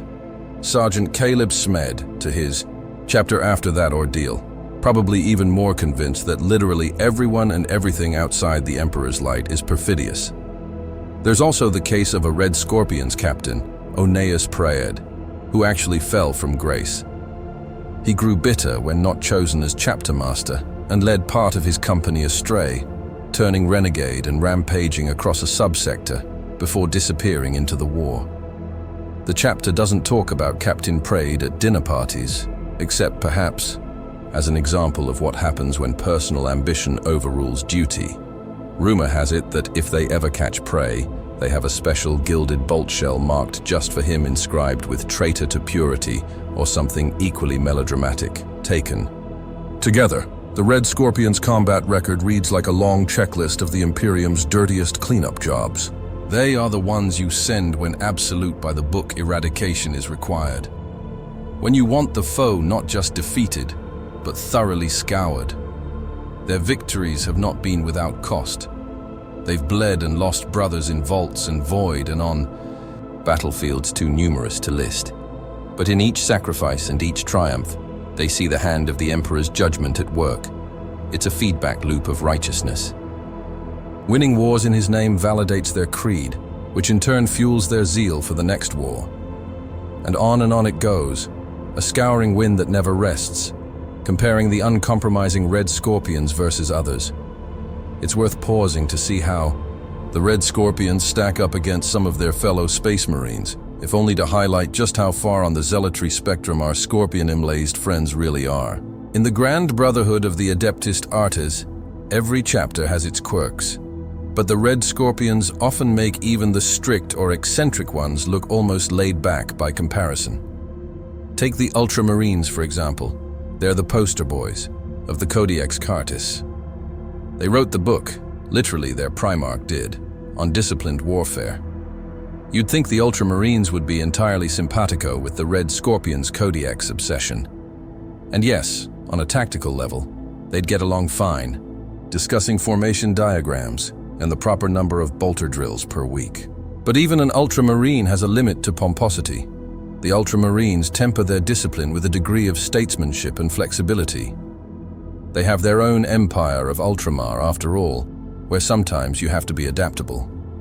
A seasoned Ultramarine might privately roll his eyes at a Red Scorpion officer who insists on reciting obscure codex passages before every deployment or who refuses an allied request, because that's not in the codex, old chap. It's telling when ultramarines, often caricatured as strict and traditional, think you are a bit too uptight. Essentially, the Red Scorpions out-ultramarine the ultramarines in strictness, but lack that touch of diplomacy and warmth that the Blue Boys can show to Imperial citizens. Maros Kalgar, Ultramarines chapter master, is perfectly willing to host a banquet for victorious guardsmen. A Red Scorpion Lord High Commander would likely skip the banquet and just send a memo saying war zone secure. Maintain purity. Emperor. Now look at the Blood Angels. These guys are the rock stars of the arties in many ways. Artistic, passionate but tragically cursed with the red thirst and black rage. Genetic flaws that make them on occasion go berserk and try to drink blood like vampires. Long story. The Blood Angels and their successors are, despite their sophistication, walking genetic time bombs. The Red Scorpions, with their pristine gene seed, view that kind of flaw with absolute horror. They would never say the Blood Angels aren't loyal. The Angels are among the most noble chapters. But one imagines a Red Scorpion apothecary looking at a Blood Angel librarian, foaming at the mouth in a Black Rage episode and just slowly shaking his head like, "This is why we don't tolerate deviations, brother." Conversely, Blood Angels find the Red Scorpions incredibly stuffy. Where is the artistry, the camaraderie? A Blood Angel hosts a grand feast to honor allies and fallen brothers. A Red Scorpion probably critiques the table arrangements for not being Codex compliant. And the Blood Angels' aesthetic sense, their gilded armor, their appreciation of fine art, likely draws blank stares from Red Scorpions who care more about whether a warrior's soul is untainted than whether his armor has a nice filigree on it. They fight well together when they must. Both chapters are courageous and skilled, but culturally, they're oil and water. One sees war as a solemn duty to purge impurity, the other as a tragic art to transcend tragedy. How about the Space Wolves? Are the wolves savage, fiercely independent sons of Russ, who famously do not follow the Codex estates in many ways? Space Wolves have canine teeth, quirky unit names like Long Fangs and Blood Claws, and a tendency to resolve disputes by fistfights and alla-guzzling contests. They also employ psychers called rune priests, though they'll insist those aren't librarians. In the Codex sense, they totally are. To a Red Scorpion, the Space Wolves are almost anathema, a chapter that flaunts its genetic mutations, those fangs, and occasional wolfish transformations. Yikes. Flagrantly ignores the Codex's strictures, and generally behaves like barbarians, yet somehow remains loyal. It's a perplexing conundrum for the Scorpions. One imagines a Red Scorpion emissary visiting the Space Wolves Hall on Fenris, seeing a giant fur-clad wolf lord, drinking from a horn and laughing boisterously, surrounded by Fenralian wolf companions, literal wolves, and just internally screaming. The Space Wolves, for their part, think the Red Scorpions are a bunch of boring, sanctimonious pry. They respect courage, and the Red Scorpions have that. So there's respect on the battlefield. But they'd sooner punch a Red Scorpion in the face than sit through one of his lectures on proper liturgy. In fact, it's not hard to imagine a fistfight breaking out if a Red Scorpion chaplain tried to chastise a Space Wolf for, say, not wearing regulation armor markings. The wolf would bark a laugh and tell the little bookworm to shove off, and then things would escalate. Both chapters are loyal, but they embody two extremes of Arta's culture, the rule-bound crusader versus the rule-breaking warrior poet with fangs. The Imperium is big enough for both, but it's best to deploy them far apart if you want harmony. Then there's the Raptors and others of the Raven Guard lineage. The Raptors chapter is known for pragmatic stealth tactics, camouflaged armor, sniper, ambushes, patience, and cunning over brute force. They're basically everything the Red Scorpions are not when it comes to combat style. A Raptor's commander will spend days hidden, observing an enemy, then eliminate key targets with suppressed fire before the foe even knows the Space Marines are there. A Red Scorpion commander's idea of subtlety is maybe ordering his men to walk at a regular pace instead of marching double time. It's a gulf of philosophy. The Raptors believe in whatever wins the fight. The Red Scorpions believe only in winning the right way, the Codex-approved way, the honorable way.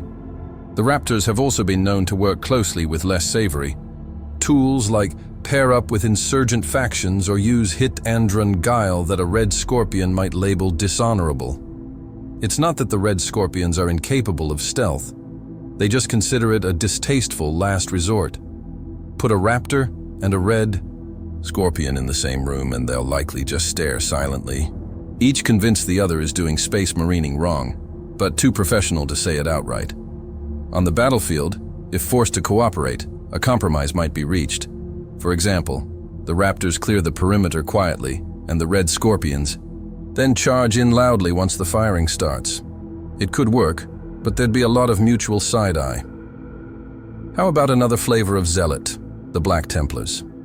Now, Black Templars are famously intense. They crusade perpetually. They hate witches to the point of refusing any psychers in their ranks, and they recite more prayers than a cloister of nuns on Emperor's Day. One might think Red Scorpions and Black Templars would be best buddies at the Emperor's tea party. And indeed, they share a certain outlook: zero tolerance for heresy, absolute faith in the Emperor. The Templars also literally worship the Emperor as a god, which the Red Scorpions incidentally agree with, and a propensity to see things in stark black and white. But even among fanatics, there are differences. The Black Templars are fiery and charismatic in their fanaticism. They'll gladly lead a mob of flagellant pilgrims in a rousing chorus of "Kill the Mutant" as they charge into battle.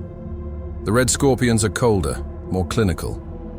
A Black Templar is likely to call an abhuman a mutant and execute them on the spot as a point of zealous righteousness. A Red Scorpion might also execute the abhuman, but in his mind, it's not out of fury or religious ecstasy. It's simply the correct procedure for dealing with impurity. Think of the difference between an impassioned inquisitor and an emotionless judge. Both will sentence you to die for heresy, but one will shout a sermon while doing it, and the other will just stamp the paperwork. Personality-wise, Templars are knight-errants who wear their heart on their sleeve, that heart being full of holy wrath. Red Scorpions are, by comparison, dour and restrained. They may come off almost as lacking personality beyond their strict coutures. Interestingly, Black Templars might see the Red Scorpions as too concerned with technical purity and not enough with spiritual purity. After all, the Templars care if you're devout, whereas the Scorpions care if your gene seed has any quirks. But both chapters absolutely loathe psychers. Well, Red Scorpions use psychers but very cautiously, and Black Templars won't suffer them at all, and both have no problem burning witches or mutants. If they ever team up, Chaos will have a very bad day. But any poor third-party bystanders might also get caught in the zealous crossfire and subsequent argument over whose cleansing method was more appropriate. Finally, consider the rare Grey Knights, the secret chapter dedicated solely to fighting chaos with psychic might and absolute purity. Each Grey Knight is said to be immune to corruption and carries genetic wards, etc. The Red Scorpions don't encounter Grey Knights often. Few do, as the Knights operate in secrecy. But if they did, they'd probably admire and resent them in equal measure. Admire because Grey Knights are literally what Red Scorpions aspire to be. Utterly incorruptible, GAN-crafted for perfection, and absolutely relentless against the demon. Resent because the Grey Knights take it to a whole other level and don't answer to normal authority. A Grey Knight makes even a Red Scorpion look a bit mortal and flawed in comparison. Also, Grey Knights famously have done some morally questionable things in pursuit of the greater good, like mind-wiping allies or spilling the blood of innocents to ward off demons. The Red Scorpions would consider such radical methods dangerously close to breaking the Imperium's own rules. If a Grey Knight told a Red Scorpion, "Stand aside, we must do something terrible to stop this greater terrible," the Red Scorpion might actually balk for once, confronted with an order that conflicts with what he considers proper. Killing loyal. Innocence is not proper, even if strategic. The poor Scorpion's head might explode from the paradox. it's safe to say the Inquisition keeps those two apart when possible. In summary, the Red Scorpions managed to make many other chapters, be they famous, infamous, or bizarre, shake their heads. They dial up certain traits, purity, rigidity, isolation to 11, whereas most chapters hover around a 6 or 7 for the sake of sanity. It's not that other Space Marines aren't zealous or strict. It's just that the Red Scorpions double down in areas where others learn to be a bit flexible. In a way, the variety of the Adeptus Artis is what keeps the Imperium alive. You need your furious berserkers, your cunning sneaks, your noble heroes, and yes, your harsh disciplinarians too. The Red Scorpions firmly occupy that last niche. They're the hardline hall monitors of the Space Marines, ensuring the class never strays or cheats, even if it earns them a wedgie from the cooler kids now and then. Figuratively speaking, of course, giving a Red Scorpion a wedgie would require Terminator armor and a death wish. Allies, authorities, and attitudes. Given everything we've covered, it won't surprise you that the Red Scorpions have a mixed reputation among the wider Imperium. To some in power, they are a godsend, a force of utterly loyal Space Marines who will unquestioningly stomp out heresy and Xenos without any political mess or inconvenient moral hemming and hawing. To others, they're a bit of a nuisance, overly rigid, not exactly team players, and carrying an aura of smug superiority that can be hard to swallow. Let's start with the Inquisition. The Red Scorpions have a respectable track record working with Inquisitors, particularly those of the Puritan persuasion. When an Inquisitor like Hector Rex, Ordo Malus, or Solomon Lacach, Ordo Xenos calls for aid, the Red Scorpions answer promptly and prosecute the fight with zeal. They don't bulk at inquisitorial authority. In fact, they respect the chain of command and see the Inquisition as rightful agents of the Emperor's will. As long as said Inquisitor isn't doing anything heretical, of course. Inquisitors who are all about purging and cleansing find the Red Scorpions to be ideal partners. Give them a target and they'll eliminate it. No questions asked, no quarter given. The Siege of Vrax and Anilon Project are good examples. Inquisitors said, jump. Red Scorpions said, how high and which heretic skull do you want us to land on? However, not all Inquisitors are created equal. The Inquisition has its radicals, its Xeno sympathizers, and its ends justify the means madmen. Those types quickly learn to avoid involving the Red Scorpions in their schemes. A radical Ordo Xanos Inquisitor who likes employing alien mercenaries or dabbling in chaos artifacts might view the Red Scorpions like you'd view a strict super-ego monitoring your every move, potentially disastrous if they discover your unorthodox methodologies. There's an apocryphal story of an Inquisitor, names changed to protect the less than innocent, who once tried to recruit a Red Scorpions task force for help, but included a unit of sanctioned beastmen in his warband. The Red Scorpion commander arrived, surveyed the Mully retinue, and promptly turned around to leave without a word. He later reported to his chapter master that the Inquisitor's team was impure and thus no fit company for Aris. The Inquisition ended up quietly disciplining that Inquisitor for poor judgment. Embarrassingly, he lost the Marine support at a critical time due to his choice of allies. Lesson learned. If you want these Marines on your side, don't bring a pet Xenos or mutant to the strategy meeting. They will not take it in stride. In terms of oversight, the Inquisition has kept an eye on the Red Scorpions, but mostly out of due diligence. Their secretive origin raises eyebrows in some quarters. A chapter that doesn't advertise its founding. Could it be hiding some taint? After the Anilian incident, for instance, members of the Ordo Hereticus shadowed the chapter's activities for a while, perhaps sniffing for any sign that the Scorpions had been exposed to something corrupting or that they harbored forbidden knowledge. Nothing substantial came of it. The Red Scorpions' behavior has consistently been above reproach. Assuming your reproach is limited to loyalty, their bedside manner, not so much. Inquisitor Varius's plan to use their gene seed for a new chapter might have ruffled some High Lord feathers, since normally only the High Lords decide new foundings, not individual Inquisitors. But because the Red Scorpions politely declined any further donations of gene seed, it became a non-issue. If anything, the Inquisition's main complaint about the Red Scorpions is that they can be too rigid. They lack flexibility or subtlety, sometimes complicating inquisitorial operations that require a dash of deception or political finesse. But when it comes to raw cleansing power, few can match them. The chapter's relationship with the Adeptus Mechanicus is cordial on the surface, with a bit of tension underneath. Mechanicus Forge Worlds appreciate the Red Scorpion's recovered R-coat, an invention of war gear like the Land Raider Helios. That's the sort of thing that earns a chapter points in Martian circles. Innovation within acceptable boundaries. Yay. The Mechanicus has also given them access to fancy toys like the newer grav tanks. For example, they've fielded the Astra Super Heavy grav tank in recent years, a sign the Mechanicus doesn't hate them. But the gene seed auditing issue is the elephant in the room. By Imperial law, all chapters must submit gene seed tithe to the Adeptus Mechanicus for testing and for use in creating new Marines for new chapters.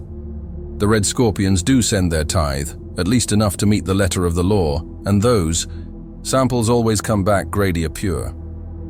Yet, they refuse to let the Mechanicus or the Inquisition's biomagos take extra samples or conduct any deeper analysis than absolutely required.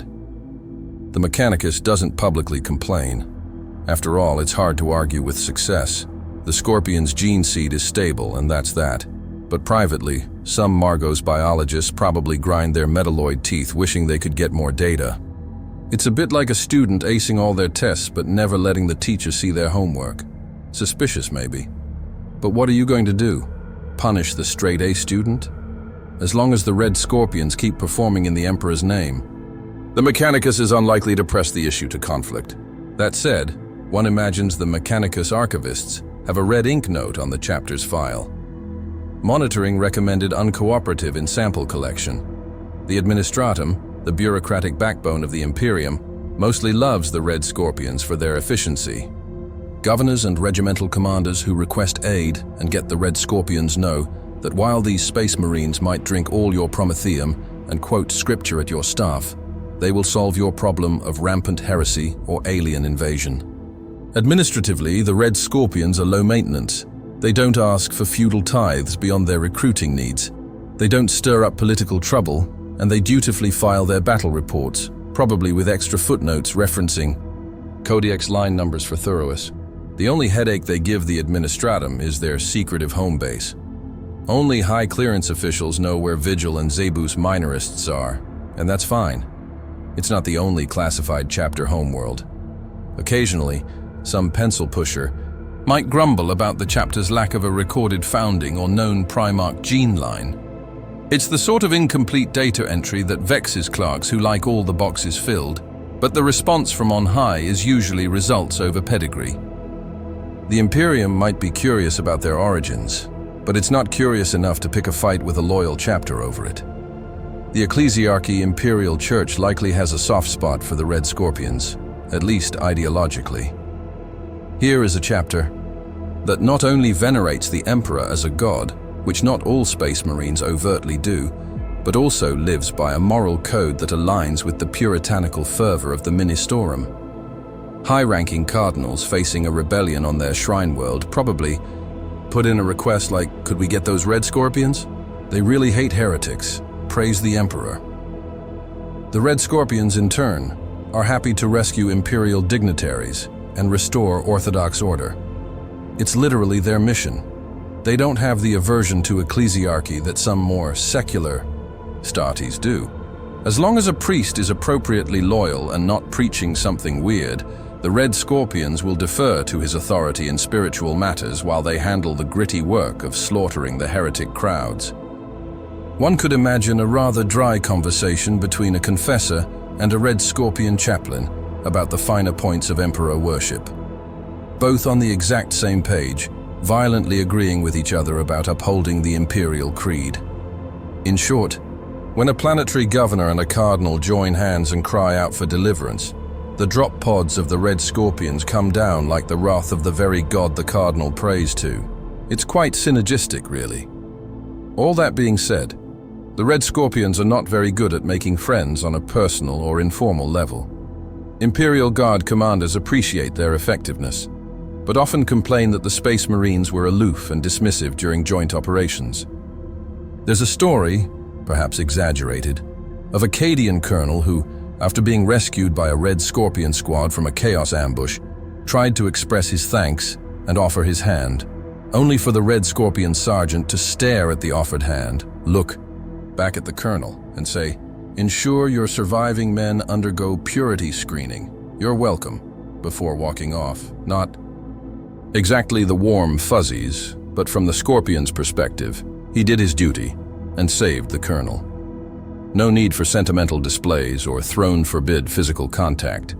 In the halls of Imperial power, the chapter's name carries weight. High Lords know of them as the ones with impeccable genes, seed, and uncompromising zeal. They're sometimes called in to be the muscle for delicate political situations, precisely because they have no local allegiances or corruptible tendencies. For example, if some sector governor starts getting ideas and a show of force is needed, to remind everyone whose boss and Undersecretary on Terra might whisper, perhaps dispatch the Red Scorpions to conduct a compliance exercise. They'll arrive, conduct a very-by-the-numbers audit, possibly blowing up one rebellious PDF garrison as a demonstration, and leave. Lesson taught, no strings attached. In summary, the Red Scorpions' relationship with the Imperium's institutions is characterized by professional respect, tinged with weariness. The Inquisition and Mechanicus keep tabs, but largely let them be because they deliver results, and no treachery has ever been spotted. The Administratum and Mintorum appreciate their dedication, even if they find their demeanor a bit severe.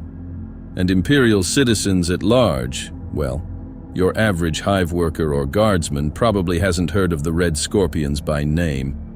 They're not as storied as the Ultramarines or Space Wolves in popular legend, but those who have fought alongside them or under their watch will remember the experience vividly. Imagine being a simple trooper and seeing these gray armored angels descend, not speaking much, just executing their tasks with lethal precision. And afterwards, they don't even stick around to celebrate. It's eerie, inspiring, and intimidating. All at once. If one were to ask a ranking Imperial commander to sum up the Red Scorpions, the answer might be they get the job done and uphold the strictest letter of the Indomitus-era Emperor's law. Just don't invite them to the victory banquet. They're likely to inspect the meal for contamination or lecture the attendees on devotional correctness. But Emperor, bless them when you need something purged properly. They're second to none. Into the 42nd millennium, the Indomitus era, the galaxy has only grown more chaotic and dangerous since the opening of the Great Rift.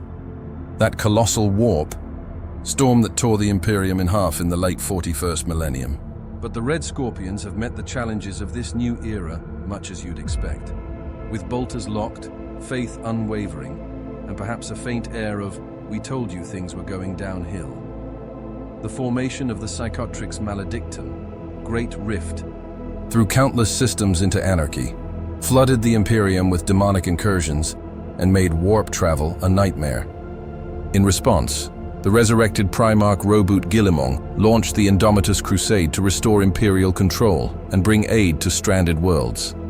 The Red Scorpions, devout followers of the Codex and loyal to the throne, did not hesitate to join these crusades.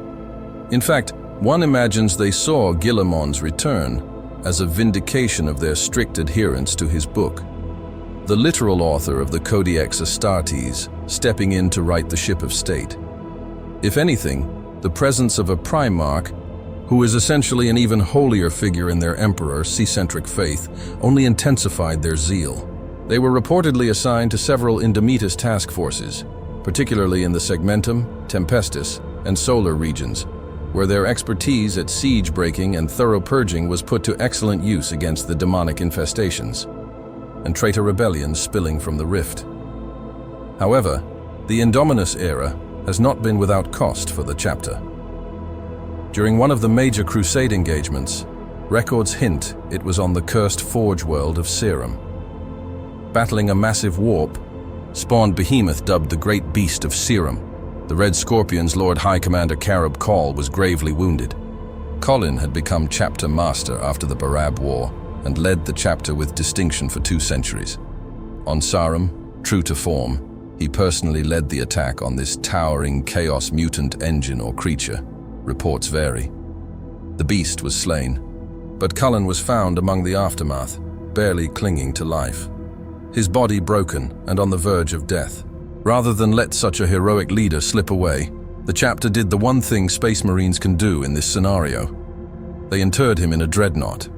Not just any dreadnought, but an advanced relic Leviathan dreadnought, armed with top-of-the-line weaponry, from Mars vaults. Thus, Karab Kal was reborn, or as they say, risen. As Kol the Risen entombed in ceramite and placile, yet still guiding and protecting his brothers in battle. Khan's near-death and resurrection had some interesting effects on chapter leadership.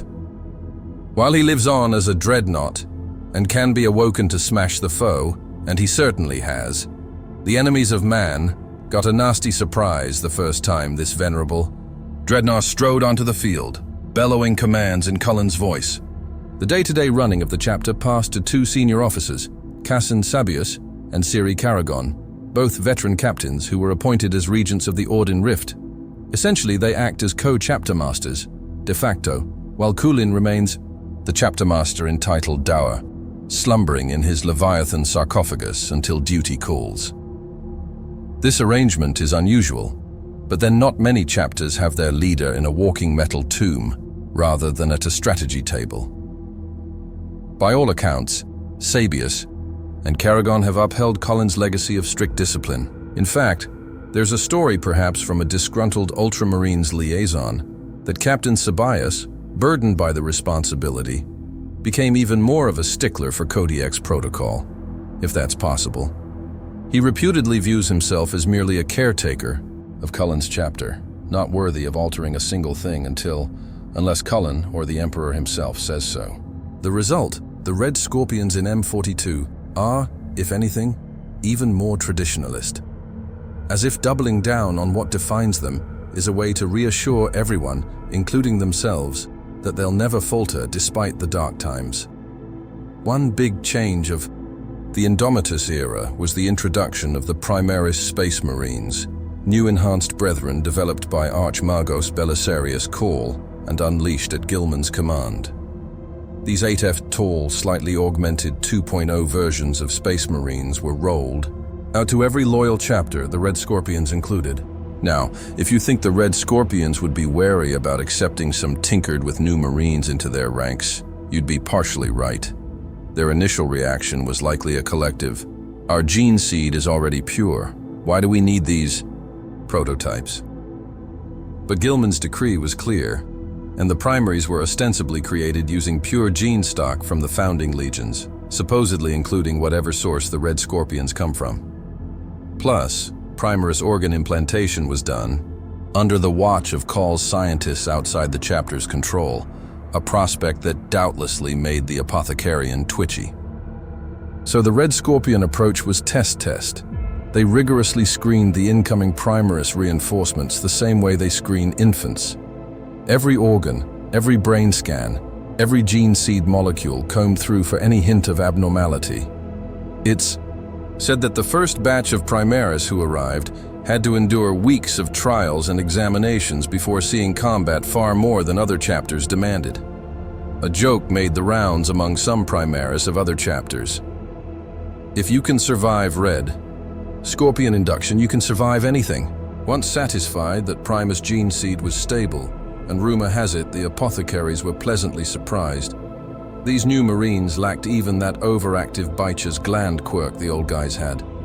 The Red Scorpions integrated them. But true to form, they did so in a very Kodiak's prescribed way. Primaris weren't treated as saviors or freaks. They were simply folded into the existing companies as new battle brothers, albeit with some initial mentorship to instill the chapter's ethos. The Red Scorpions likely gave each Primaris a thorough indoctrination in chapter tradition. If those warriors came in thinking they were hot stuff out of Kal's lab, they were quickly set straight that in this chapter, purity of soul and loyalty matter above raw physique. The Primaris also brought new war gear, Mark Dex power armor, bolt rifles, flying in Victor warsuits, and so on. The chapter's tech marines gratefully accepted these, seeing them as gifts from the Primarch, and by extension, the Emperor. There was no reactionary rejection of new technology. The Red Scorpions aren't techna to prosecute a crusade. It was ideological purity they care about, not whether a bolt rifle is different from a bolter. So, armed with Primaris troops and gear, the chapter is arguably stronger now than it was at the dawn of the Great Rift. In Tiu, the current Imperium, early 42nd millennium, the Red Scorpions continue to do what they've always done. Prosecute wars wherever the High Lords or Chapter Masters Council direct, often on the Imperium's southern and western fronts. The galaxy's upheaval has provided ample opportunity for them. They've escorted segments of the Indomitus Crusade to reclaim isolated human enclaves. They've responded to distress calls from besieged worlds in the dark Imperium nihilist side, pushing through dangerous warp routes. Maybe the navigators had to promise they were absolutely mutant-free beyond their third eye to get a ride. They notably took part in an action in the Orpheus Salient against a resurgence of Tyranids, where Master Apothecary Tharn's bioweapons played a key role in slowing an onslaught, a kind of spiritual sequel to Anilian, proving they learned a thing or two about bugslaying. Crusading as a way of life has actually made the transition to the Imperium's new reality easier for the Red Scorpions than for some chapters. Many chapters lost their home worlds or were cut off by the rift. The Red Scorpions' home is a hidden station already self-sufficient and off the beaten path. They didn't have to fret about a demon army storming their fortress monastery.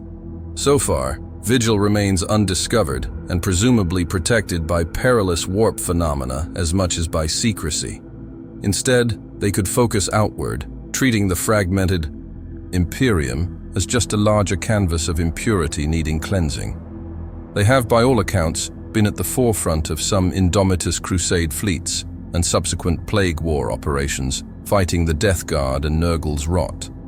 One can only imagine their absolute disgust, even through all that famed self-control, when facing the posture-ridden, filth-spewing diamonds and chaos marines of Nurgle. If ever there were an enemy tailor made to offend a Red Scorpion, it's a walking bag of disease and corruption. Reports from the Plague War note that Red Scorpion units were relentless in counter-assaults against Nurgle's forces. No retreat, no psychological shock at the horrors, just pure determination to cleanse. Perhaps the ultimate test of their stomach, fighting side by side with mortuary servitors, clean-up servitors, trying to burn plague corpses while Red Scorpions hold the line and insist everyone double-check their rebreather seals. In this tumultuous era, the chapter's isolationist streak has interestingly started to soften, just a little out of necessity. With the Imperium split, sometimes they've had to coordinate more closely with other forces, simply to survive or get things done on the far side of the rift. But more closely for a Red Scorpion still means strictly professionally. They'll do joint operations, but don't expect them to hang around for beers after. A notable exception was Guilliman's presence. During the early Indomitus Crusade, Guilliman attempted to foster greater unity among disparate forces. It's said that when the Lord Commander of the Imperium himself debriefed a Red Scorpion's commander and offered a nod of approval, that Marine, who normally wouldn't crack a smile, looked as odd as a student getting praise from his headmaster. They respect authority, and Guilliman, a literal demigod, returned, is the highest authority short of the Emperor. All told, the Red Scorpions have adapted to the new dawn of M42, not by changing themselves, but by doubling down on what they already were. In a time of nightmares and uncertainty, they reason that certainty in faith, in purity, in doctrine, is needed more than ever. Primaris Marines, a living Primarch, a galaxy half consumed by warp storms. These are just more reasons to hold fast to the Emperor's ideals and the CEX's guidance, And if any poor soul in the Imperium was hoping the Red Scorpions might mellow out or rethink their attitudes given the upheavals, well, that soul is out of luck. If anything, the chapter's motto of strength in purity has become a clarion call across their campaigns. A reminder to all that no matter how dark it gets, purity of purpose and gene seed will lead mankind back to the light. In the grim darkness of this not-so-new millennium, the Red Scorpions remain what they have always been: relentless, unyielding, and utterly devoted to their cause. New enemies, new allies, new circumstances. None of it has moved the needle on. Their core identity. They are an anchored rock in the raging storm of the Imperium's turmoil. Some might call that inflexibility, others a beacon of stability. The Red Scorpions' likely conclusion: don't care what it's called. As long as everyone understands that as long as they draw breath, even mechanically assisted dreadnought breath, they will never let the Imperium fall to the corruption of chaos, mutation, or treachery. Not on their watch. Not now. Not ever. Conclusion. Strength in purity indeed. In the end, the Red Scorpions may well be the most racist Space Marine chapter you've never heard of. If by racist we mean an uncompromising disdain for anything not deemed 100% pure by their exacting standards. They are at once exemplary and extreme, shining knights of genetic purity and dutiful war, yet so very rigid that even other Space Marines occasionally arch an eyebrow. But the Imperium in the 41st, now 42nd millennium is not a gentle place. Perhaps it takes a chapter this strident, this obsessed with doing things the one correct way to stand firm when all else falls to madness. They've turned their fanatical adherence into a weapon as surely as their bolt guns and power swords. For newcomers to Warhammer's grim, dark universe, the Red Scorpions might seem like over-the-top zealots, and they are delightfully so. For veteran lore hounds, they represent that niche corner of the RT mythos where you crank the purity and orthodoxy dials to maximum and break them off. Love them or roll your eyes at them. The Red Scorpions endure, armored in faith, steeped in tradition, and ready to stab the life out of any mutant, heretic, or alien that tips the scales of genetic or doctrinal correctness. Their obsession is their strength, and also what makes them inadvertently a bit humorous in their pomposity. In a setting full of paradoxes, the Red Scorpions are refreshingly straightforward. They will protect humanity from damnation by any means necessary. And woe betide the ally or enemy who doesn't meet their standards along the way. So the next time you think your boss or teacher is strict, spare a thought for anyone serving alongside the Red Scorpions. Those guys make rule following an art form, a deadly, dryly unyielding art form. And as they charge into the fray, banner unfurled and purity seals flapping, you can almost hear them shouting their unofficial motto to the galaxy. We told you so. In the grim darkness of the far future, that might just be the battle cry the Imperium deserves.